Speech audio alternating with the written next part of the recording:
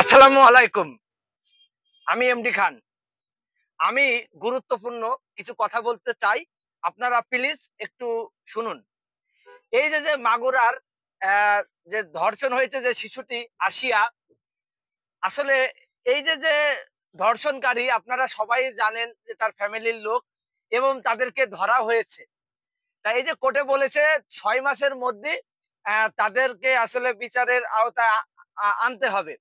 তা আসলে এই যে আসিয়াকে ধর্ষণ করেছে সবাই জানে যে কারা ধর্ষণ করেছে সবাই জানে। তাহলে এই ৬ মাস কেন তাদেরকে লাগবে? এটা ১০ দিনের মধ্যেই কমপ্লিট হয়ে যাবে। কারণ সারা বাংলাদেশ তোলপাড়, সারা দুনিয়া তোলপাড় এই আসিয়ার বিষয়। তা এখন এই যে ৬ মাস করার পরে এই যে নীরব হয়ে যাবে, জনগণ নীরব হয়ে যাবে তা তো হবে না। এই ১০ দিনের মধ্যে যদি এর বিচার করা হয় তাহলে জনগণও বুঝবে এবং সবাই সতর্ক হয়ে যাবে। তা আসলে এই ধর্ষণকারীকে আমার মনে হয় এইভাবে বিচার না করে আমার মনে হয় যে সৌদি আরবে যেভাবে ওই যে সবাইকে একত্র করে মাঠের ভিতরে এই যে পাথর নিক্ষেপ করে আস্তে আস্তে যেভাবে মারা হয়, এই ধর্ষণকারীকে এইভাবেই মারা উচিত। আমার মনে হয় মাগুরা জেলায় এই মাইকিং করে এই শুয়োরের বাচ্চা খানকির ফুলাকে মাইরে সবার সামনে মারা উচিত, যাতে সারা দুনিয়া দেখে যে ধর্ষণ করলে তার কি বিচার হয়। এদেরকে জেলখানায় নিয়ে যাবে। এরা কি করবে?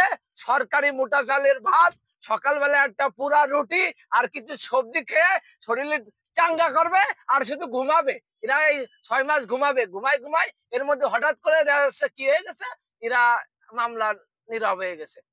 কারণ এই জেলখানার বিষয় আমি জানি। তাই এজন্য আমি বলছি যে এদেরকে আমি সরকারের কাছে অনুরোধ করব যে দ্রুত এদের বিচার করুন। জনগণকে আপনারা আসলে জনগণ যা চাচ্ছে জনগণকে আপনারা তাই দেন এবং মানুষ যাতে সতর্ক হয়ে যায়। তাহলে এই নটির বাচ্চারা এরা তো নষ্ট হবেই, সাথে আরো যারা ধর্ষণ করার ইচ্ছা আছে তারাও কলম সাহস পাবে। এজন্য কঠিন হন, কঠিন হয়ে এদের কঠিন শাস্তি দেন, যাতে আর কোনোদিন কোনো মা বোনের কোনো ক্ষতি না হয় এবং কোনো শিশুর কোনো ক্ষতি না হয়। আমি বাবলু বলছি, দয়া করে আপনারা দ্রুত সরকারের পক্ষ থেকে এই বিচার করুন এবং জনগণকে কিছু দেখিয়ে দিন। ধন্যবাদ, ভালো থাকবেন।